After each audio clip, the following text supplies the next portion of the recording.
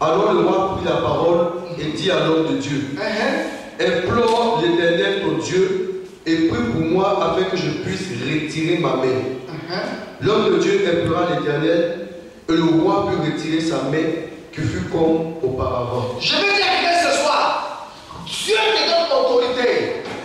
Au sortir de ce programme sur les hôtels, l'autorité sera activée.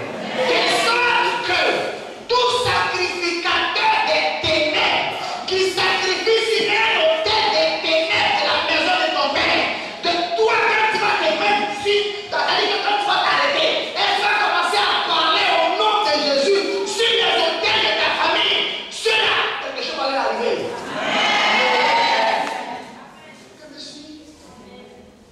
Il a supplié. Et qu'est-ce que l'autre a fait quoi? Il a prié. Et puis sa main est revenue. Écoutez-moi bien. Des gens vont attendre ta prière pour que leur situation change. Et ils ont prié pour te mettre dans une situation. Mais toi, ta prière va changer ta situation et va les mettre dans une autre situation. Et va prier toi, de sorte que toi tu puisses pas. Il y a des gens qu'on va rechercher ici. Parce que toi, ils t'ont fatigué. Ils t'ont imposé quelque chose à travers un hôtel. Mais toi, dans la prière, quand tu vas commencer à prier, l'hôtel va se retourner contre eux. Et comme ils sauront que c'est toi qui es à la base, ils vont te rechercher. Alors prie pour moi. Alors prie pour moi. Mais attention. Dis à ton voisin, attention. Attention. Alléluia. On va aller vite. Ismaël, donne le micro. Maintenant, regardez. Quand Dieu, voilà, là, je veux que chacun suive cette partie-là, c'est très important. Parce que beaucoup échouent après une victoire. Dieu a dit à l'homme de Dieu, il faut parler sur l'autel. Il a parlé, il y a eu action. On est d'accord? Il y a eu action.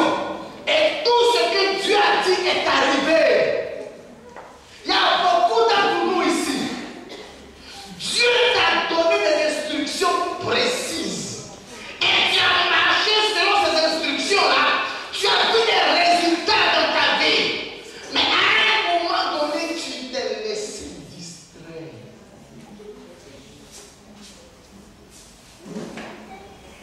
Je peux répéter s'il vous plaît. On va voir la distraction de l'homme de Dieu. Jésus qui l'a envoyé, il a parlé, il y a eu l'action. La main du prophète a séché, pardon, la main du roi a séché. Et le roi a supplié l'homme de Dieu de prier pour lui. Il prie, sa main devient normale. Mais regardez la distraction qui va suivre. Alors que Dieu a donné instruction. Je vous dis une chose, Dieu marche sur instruction. Ceux qui apprennent à obéir aux instructions de Dieu, il y a des anges qui accomplissent ça dans leur vie. Voilà pourquoi la Bible dit l'obéissance vaut mieux que les sacrifices. Parce que quand tu obéis, il y a un ange qui met le cachet. Quand tu obéis, il y a un ange qui met le cachet. Mais quand tu désobéis aussi, il y a un démon qui enlève la bénédiction. Regarde ton voisin, dis-lui. Quand Dieu te parle, est-ce que tu écoutes tout-même? Dis-lui, tu commences bien, mais tu ne finis pas. Il y a des gens qui ont fait de leur voisin. On lui dit, tu commences bien, mais tu ne finis pas. Et puis après, tu accuses Dieu. Tu dis non, je ne comprends pas. Le Seigneur m'a dit de faire ça. J'ai fait ceci, j'ai fait cela. Maintenant, ça va bien commencer, c'est arrêté. Ce n'est pas Dieu, c'est toi qui as arrêté. Ismaël, lis-moi du verset 8 au verset 10. Regardez l'instruction que Dieu a donnée au prophète. L'homme de Dieu dit au roi, quand tu me donnerais la moitié de ta maison, je n'entrerai pas avec toi. Je ne mangerai point de pain et je ne boirai point d'eau dans ce lieu-ci. Continue. Car cet ordre m'a été donné par la parole de l'Éternel. Tu ne mangeras point de pain et tu ne boiras point d'eau, et tu ne prendras pas à ton retour le chemin par lequel tu seras allé. Écoutez-moi. Il y a un combat dans lequel Dieu s'engage avec nous. Et quand Dieu s'engage avec nous, il donne une instruction. Il dit quand tu vas aller là-bas, tu ne mangeras pas. Parce que le repas, vous avez la même chose. Hein? Quand vous êtes en conflit avec quelqu'un, et quand la personne sait que vous avez pris le dessus, elle dit on fait la paix. Écoutez-moi bien. La personne dit on fait la paix. On va faire la paix autour d'un repas. Écoutez-moi bien. La personne dit on va faire la paix autour d'un repas. Et puis, on prépare un repas que tu aimes. On dit quand même tu peux préparer aussi par envoyer. Et puis là, vous vous retrouvez assis, vous mangez. Mais tu ne sais pas sur quel hôtel ils ont préparé leur repas. Le même hôtel que tu as invoqué pour les détruire, ils vont prendre attaque avec l'hôtel pour dire c'est celui-là qui t'a attaqué. C'est celui-là qui est venu détruire ce que tu étais. Donc voilà l'occasion de le détruire. Donc on va aller associer l'hôtel là au repas. Il y a beaucoup de chrétiens qui sont tombés dans ce piège là. Et leur piège. Sentiment. Non, c'est-à-dire que quand j'ai commencé, et vraiment, il a répondu. Il a répondu, mais il s'est confessé, il s'est même repenti. Donc maintenant, pour faire la fête, on a fait un repas. Aïe! Ah! Et ben, dedans. Hey! Il y a des maladies qui arrivent sur toi. Et puis Dieu dit, je vais te guérir. Et Dieu, ça veut dire, on va attaquer les hôtels qui ont fait des maladies. Et Dieu va jusqu'à détruire la source. Et puis maintenant, la personne qui a la base dit, bon, ok, on va faire la paix. Comme ça va maintenant, tout va bien, on va faire un repas et puis on va manger ensemble. Attends, il va consulter l'hôtel. L'hôtel dit, bon, d'accord. Et effectivement, ce qu'on avait fait là, c'est gagné. Donc, fais comme ça. Prends telle chose, prends telle chose, prends telle chose. Et puis tu répartis l'hôtel. Et le repas devient un hôtel. Donc, quand tu vas manger l'hôtel, la maladie qui était partie va revenir. De sorte que la maladie sera pire et la maladie va l'emporter. Dis-moi. Et dis quoi? Je ne mangerai point. Parce que l'ordre m'a été donné par qui? Par Dieu. Dites-moi, c'est par quoi est-ce que Adam et Ève ont perdu leur place dans le jardin? Là, dis à ton voisin, ton ventre est un problème.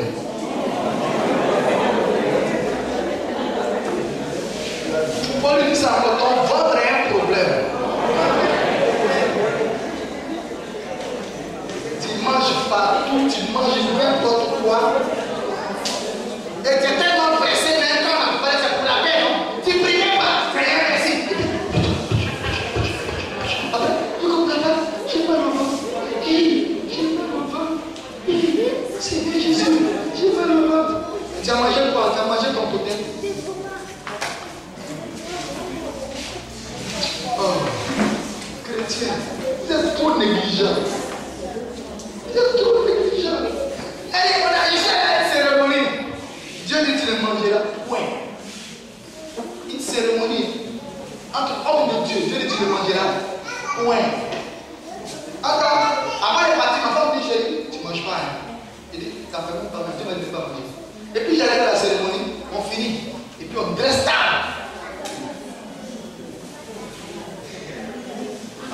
J'avais faim qui a mal à la tête. Donc c'était une bonne occasion, non? Je mange, je fais pas de médicaments, non? J'ai dit, bon, excusez-moi, il n'y a pas de problème. J'ai regardé les repas, j'ai tourné, je suis sorti, je n'ai même pas dit au revoir. J'ai pris ma voiture, bye. Le repas qui est là-bas, là, ma femme a fait un repas mieux à la maison pour moi, un repas meilleur. Je suis arrivé, je me suis assis. Je me suis lavé les mains, j'ai béni le Seigneur, j'ai mangé, gloire à Dieu, alléluia. Oh. Si tu n'es pas attentif à la voix de Dieu, le diable te l'attrape. Ce prophète, écoutez-moi,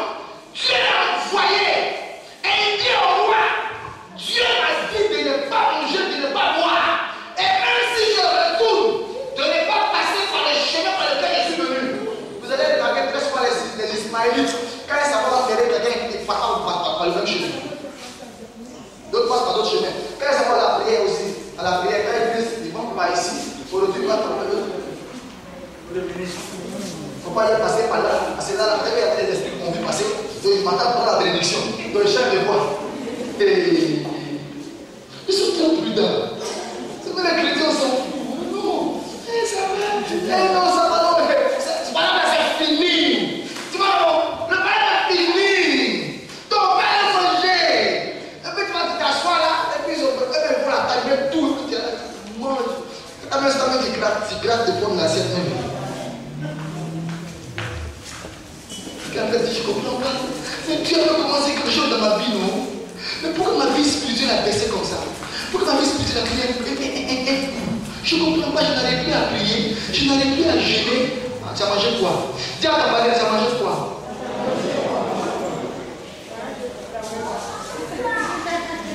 On y va, on parle d'hôtel, hein? Si c'est un hôtel qui te combat, fais attention. Ismaël, dis-moi. D'abord, dis-moi maintenant, du verset 11 au verset 31, attention à la destruction. Aïe. 11 à 31, je veux que chacun soit attentif, s'il vous plaît. Vas-y. Verset 11. Or, il y avait un vieux prophète. Ah, il y avait un vieux prophète. Attends, le vieux prophète là habitait à Bethel.